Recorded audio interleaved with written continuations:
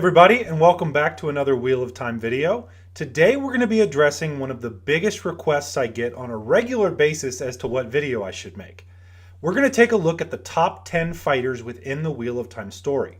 Now before we get into the video, I want to mention again my partnership with audible.com. If you have not taken advantage of the free audiobook offer, you really should. All you have to do is sign up for a 1-month free trial for the Audible service, and you can even cancel the subscription without ever paying a dime. Or you can decide to keep it and take advantage of the thousands of audiobooks available on the platform. And you are greatly supporting the channel by signing up. So again, go to www.audible.com/Nablus to get signed up if you haven't already. So let's go ahead and get into the video. We're going to start by throwing up a spoiler warning. This video will carry a spoiler rating of red, meaning it will have major spoilers. In some of my spoiler videos, the spoilers don't go to the final book, but this is not one of those. There will be spoilers all the way up through the final book in the series.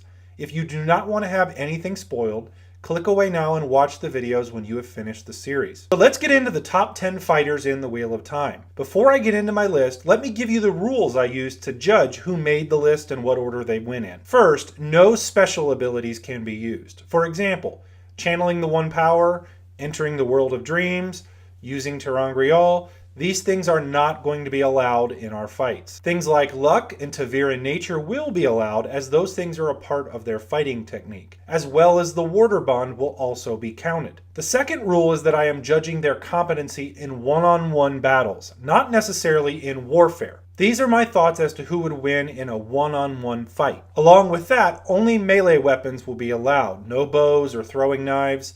Also, each character will have their best weapon to fight with, and they will be at their peak physical condition from the books. For instance, if they are injured at some point, this fight will occur pre-injury. They are literally at their maximum power physically for these fights. And my last rule is that we must see the character fight in the books. There are plenty of characters in the books who have their martial prowess referred to casually or in memory, but that's not going to count for this list. We must see them physically fight within the series. That does not mean we will discount what is said about the characters and their abilities, but only the people that we have seen fight will be rated in this video. So let's go ahead and get into the list.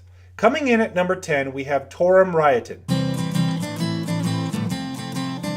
Torum Raiatan is a Cairhienan lord and high seat of House Raiatan. He is related to the former king of Cairhien, Galdrian. His weapon was the sword, and he was judged as a blade master, having been judged in his technique by 5 other blade masters unanimously. He later shows us his prowess in the sword as he battles Rand at the height of his power to a draw, even manages to strike a blow with a practice sword against Rand, hurting Rand after hitting him in the side. Albeit Rand was slightly distracted at that point due to the fog that came with Paranfain and Mashadar. Torum Raiatan met his end to one of our other characters from our list. In Winter's Heart, he attempts to ambush Rand and Farmading and is quickly dispatched by Lan Mandragoran. His easy defeat by Lan is why he doesn't make it higher on this list, but he does get the number 10 spot. Coming in at number 9 on our list, Gaul of the Imran Sept of the Sharad Aiel. Gaul is the leader of the Stone Dogs, a fighting organization among the Aiel peoples. Most of the Aiel are considered to be extremely formidable fighters, easily counting for as many as 2 or 3 other Wetlander troops, but Gaul is considered a very skilled fighter among the Aiel. Gaul's primary weapon is the spear, but he is also very skilled in unarmed combat, as most of the Aiel are. His greatest feats of strength in the series include defeating 8 armed White Cloaks while he himself was unarmed. He participates in multiple battles, proving his worth, and in the final book he accompanies Perrin into the Wolf Dream, and he ends up fighting a number of other Aiel warriors on his own and defeats 3 of them with his bare hands. Due to his physical nature and the fact that he is very skilled in both armed and unarmed combat, Gaul earns the number 9 spot on my list. With the number 8 spot on the list, maybe a somewhat controversial choice for some, but here is where I put Perrin Aybara. The reason that this could be seen as somewhat controversial is that many believe Perrin would rank higher. Let me explain why he deserves a spot on the list first of all, and then I'll explain why I have him here. Perrin's primary weapon is the battle axe and then later the hammer. We're going to go with his power-wrought hammer at the height of his power, as that really is his primary weapon at that point. Perrin is fairly skilled with both the hammer and the axe after training with Lan Mandragoran, and just experience in using them in battle over time. In addition to his skill with the weapon, Perrin is physically one of the strongest, if not the strongest human character we see in the story. This makes it as though almost every one of his blows would be a killing blow. He also has very animalistic instincts and senses that make him a very dangerous opponent. He also fights with a berserker rage that can make him very dangerous. Add on top of that his Taviran nature, he is quite a formidable opponent. So why is he so low on our list? Well, because of Perrin's berserker rage style, he can leave himself open to attack. He doesn't wear armor, and the few times that we have seen him fight one-on-one, he hasn't fared all that well. Aram basically kicks his butt while wielding a sword. There are far more skilled sword fighters than Aram on the list. I think it is due to his lack of training and his choice of weapon, but Perrin does get the number 8 spot on my list. Coming in at number 7, we have Eamon Valda. Eamon Valda was a white cloak and eventually, through some scheming, achieved the rank of Lord Captain Commander of the Children of the Light. After arranging for the assassination of Pedro Niall, he raped Morghese Trakand and made alliances with the Shanshan. He's clearly not a good guy, but he is quite a skilled swordsman and fighter. Valda's primary weapon was the sword, and he achieved Blade Master status after being voted unanimously by 5 other Blade Masters. We mainly see him fight while challenged by Galad Demodred in a trial under the light. He manages to severely wound Galad, and although ultimately defeated, Galad believes he was lucky and that Valda was actually more skilled than he. Because of Galad thinking this, and the fact that he had a reputation of being incredibly deadly, Eamon Valda earns the number 7 spot on my list.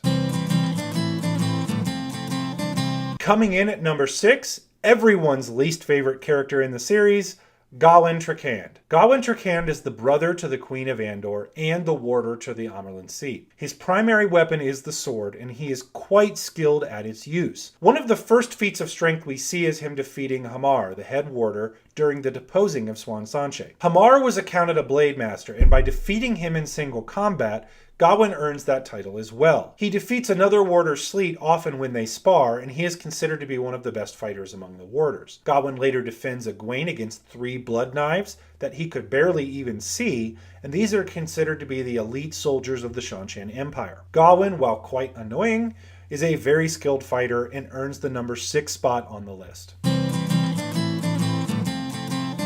Breaking into our top 5, we have Gawyn's stepbrother, Galad Demodred. Galad is the half-brother of the Queen of Andor, and eventually, after defeating Eamon Valda, he becomes the Lord Captain Commander of the Children of the Light. Galad's primary weapon is again the sword, and he is considered to be one of the best alive at using it. Gawyn thinks that Galad is as good as someone can be with the sword, and Galad defeated another Blade Master, earning that title for himself. He also manages to hurt Demandred, who is considered to be one of the greatest swordsmen of all time. These feats and the way he is talked about by others are what earn him the number 5 spot on the list. Coming in at number 4, we have Barid Bel Madar, also known as the Forsaken Demandred. Demandred, despite being an incredibly powerful user of the One Power, was also incredibly skilled with the sword, having practiced with it for hundreds of years. He demonstrates himself incredibly skilled.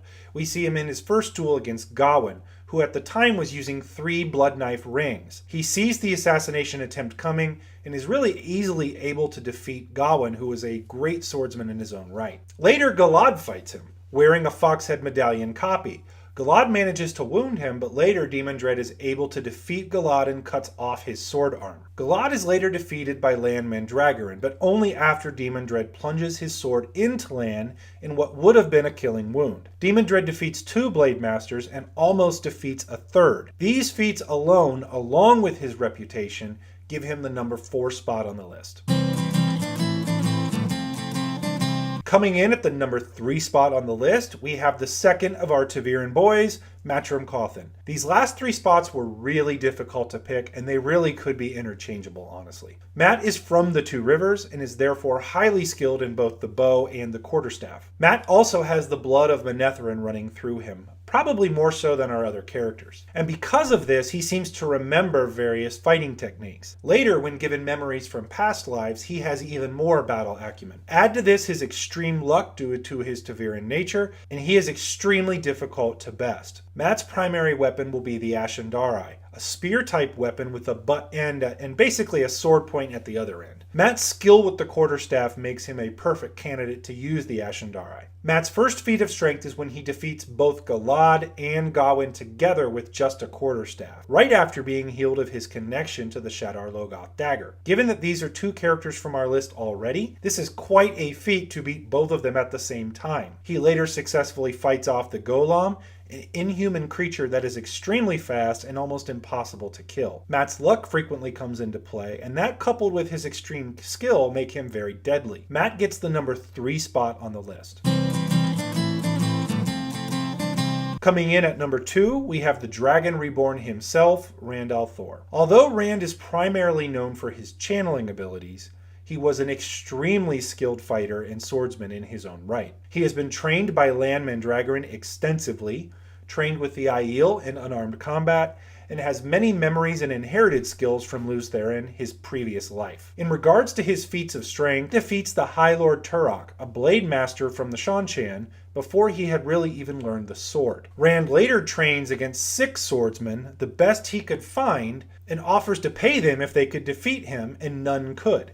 He struggles a bit against another blade master in Torum Raitan, but that is really only because he was distracted by Mashadar. Even without his sword, Rand is extremely deadly. In Lord of Chaos, he disarms 2 warders and then kills them while being unarmed himself. In Winter's Heart, he kills Rochade, and with his bare hands using unarmed fighting techniques. Rand is an extremely talented fighter and has an iron will, and experience from his past lives that make him very, very deadly. He is also the most Ta'Viran person alive. He earns the number 2 spot on the list.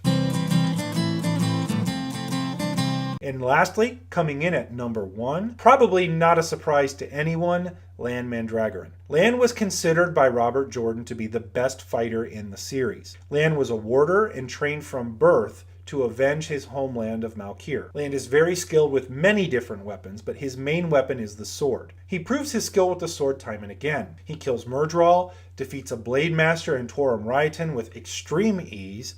He is considered the best of the warders and a legend around the world. His greatest feat of strength, though, is killing Demon Dread, after fighting all day and being extremely tired. He allows Demon Dread to stab him, but in doing so, keeps Demon Dread from blocking his attack as he stabs the Forsaken in the throat. Lan is the best fighter in the series and earns the number 1 spot on the list. So what did you all think of my list? Did I get it right? Let me know in the comments below who your top 10 would be if you don't agree with mine. Also, if you liked the video, please consider giving it a like and subscribing to the channel to see more of my Wheel of Time videos as they come out. You can click the bell icon next to the subscribe button to be notified when new stuff gets released and when I'm going to be doing live stream videos. Don't forget about the audible.com offer for a free book if you don't already have an Audible subscription. But if you do have one and you want to support the channel, please consider taking a look at my Patreon. You can see Patreon only content and can support the channel to whatever level you would like that you feel like you should. Thank you so much to my current patrons. I really could not do this without you. Hey guys, hope you all enjoyed the video, and until next time, peace out.